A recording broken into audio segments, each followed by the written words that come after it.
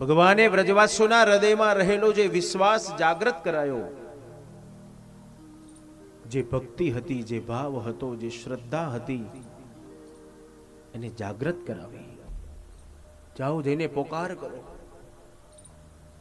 શુકદેવજી વર્ણન કરે રાજા. વ્રજવાસીઓ દોડતા ભગવાન ગોવર્ધનનાથના સાનિધ્યમાં જઈને પોકાર કરે,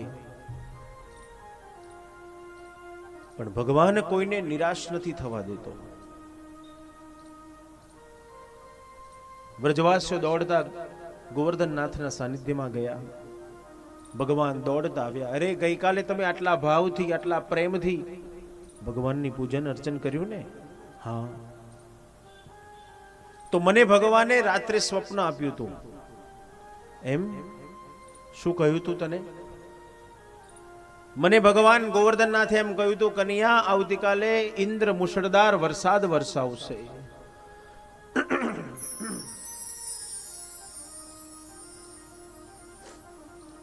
વ્રજવાસીઓ કન્યા કીધું, કન્યા એ તો દેખાય છે, પણ કોઈ બચવાનો રસ્તો નતો બતાયો. બતાયો તો ને? શું કહ્યું તું?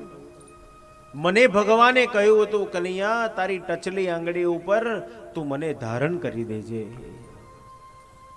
તો કન્યા, વિલંબ શા માટે કરો છો? જલ્દી ધારણ કરો, જલ્દી ધારણ કરો. શુકદેવજી વર્ણન કરે, પરીક્ષિત, ભક્તાભિલાષા ચરિતાનુસારી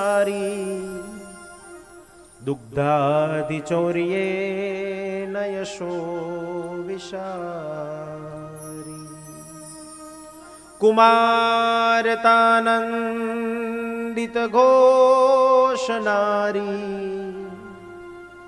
મમ પ્રભુ શ્રી ગિરિરાજધારી. શ્રી ગિરિરાજ ધરણ કી જય. ભગવાને ટચલી આંગળી ઉપર ગિરિરાજજીને ધારણ કર્યા. અહીંયા આપણને પ્રશ્ન થાય કે કનૈયો 7 વર્ષનો કેટલો નાનો કહેવાય? 7 વર્ષનું બાળક કેટલું નાનું હોય? અને ભગવાને 7 વર્ષની ઉંમરમાં આવડા મોટા ગિરિરાજજીને કેવી રીતે ધારણ કર્યા હશે? તો જ્ઞાનીઓ અહીંયા એમ સમજાવે છે કે જેમ જેમ વ્રજવાસીઓ ગાયો ગ્વાલો ભગવાન ગોવર્ધનનાથના સાનિધ્યમાં આવતા ગયા, તેમ તેમ ભગવાન ગોવર્ધનનાથે પોતાના સ્વરૂપને વિરાટ બનાવતા ગયા. વ્રજવાસીઓનું ભગવાને રક્ષણ કર્યું. 7 દિવસ સુધી ઇન્દ્રએ મુશળધાર વરસાદ વરસાયો. આજે ઇન્દ્રએ વિચાર્યું, લાઈ વ્રજની શું દશા થઈ છે, તપાસ કરી આવવા દે.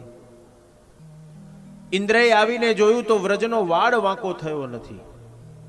અરે, આવડા મોટા ગિરિરાજજીને કોણે ધારણ કર્યા છે?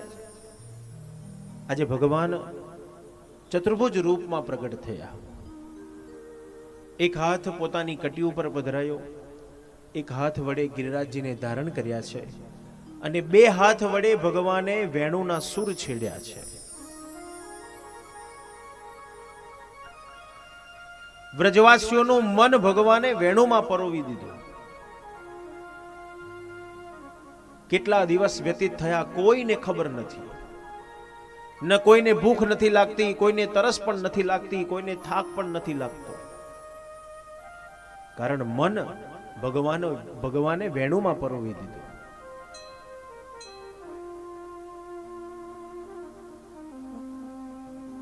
શુકદેવજી વર્ણન કરે, રાજા,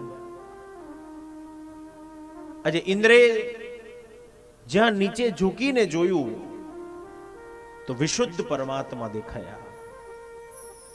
અને પરમાત્માના દર્શન થતાની સાથે ઇન્દ્ર ભગવાનની સ્તુતિ કરે છે. વિશુદ્ધ સત્વમ તવ ધામ શાંતમ. ભગવાન, હું આપની લીલાને ન સમજી શક્યો, આપ મને ક્ષમા કરો, માફ કરો. ભગવાને ઇન્દ્રને શિક્ષા ન કરી, બ્રહ્માને શિક્ષા કરી. કારણ બ્રહ્માને મોહ થયો છે અને એ મોહમાં બ્રહ્માએ વ્રજવાસીઓને ભગવાનથી દૂર કરી દીધા, તો ભગવાને બ્રહ્માને શિક્ષા કરી, પણ ઇન્દ્રને શિક્ષા ન કરી. કારણ ઇન્દ્રએ વ્રજવાસીઓને, ગાયોને, ગ્વાલોને પ્રભુના સાનિધ્યમાં રાખ્યા, તો ભગવાને ઇન્દ્રને શિક્ષા ન કરી.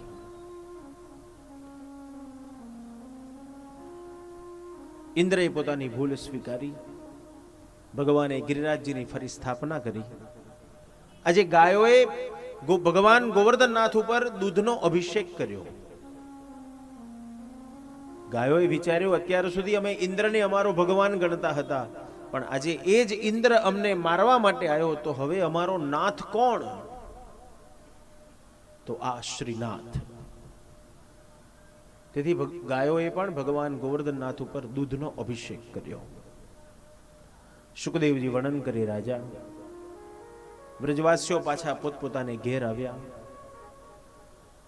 જોયેલું, જાણેલું, અનુભવેલું આપણે બધા નવરા પડીએ છીએ ત્યારે વાતને બેઠા બેઠા વાગોડીએ છીએ.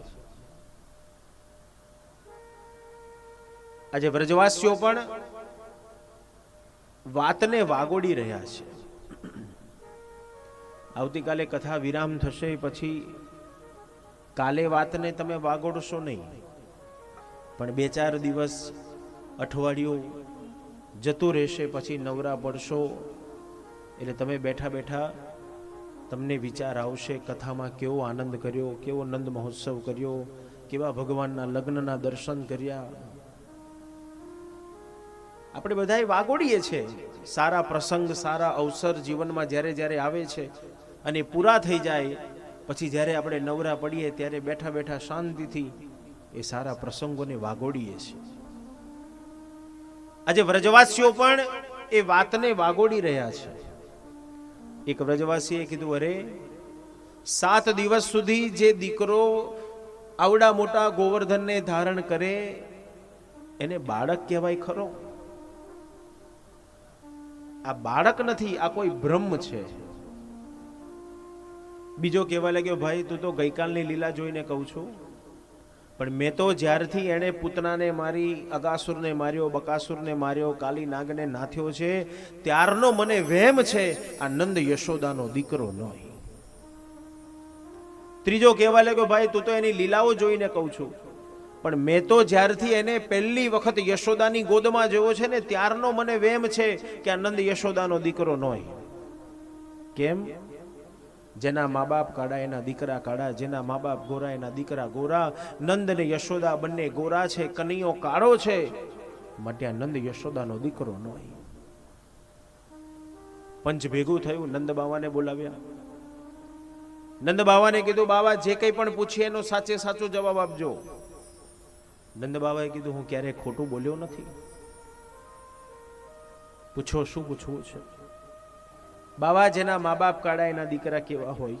કાળા હોય. જેના મા બાપ ગોરા એના દીકરા ગોરા હોય. આ તો જગ જાહેર વાત છે, એમાં પંચ ભેગું કરવાની ક્યાં જરૂર છે?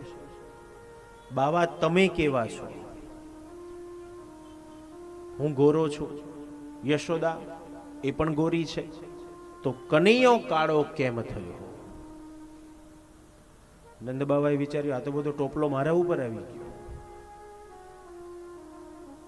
નંદ બાબાએ કીધું, તો ભગવાનની કોઈ લીલા હશે, મેં મારા દીકરાને કે કૂચડો મારીને કાળો નથી કર્યો. આ દીકરો મારો છે. પણ પંચ માનવા તૈયાર નથી. આજે પહેલી વખત નંદ બાબાએ ગાયોના સોગંદ ખાધા. હું ગાયોના સોગંદ ખાઈને કહું છું, આ દીકરો મારો છે. એ સમયે સોગંદની કેટલી કિંમત હતી? બોલો, આજકાલ સોગંદની કિંમત છે? આજના જમાનામાં સોગંદની કોઈ કિંમત નથી. આપણે એમને મારા હમ તારા હમ, મારા હમ તારા હમ કરીએ છીએ, પણ આજના સમયમાં સોગંદની કોઈ કિંમત નથી.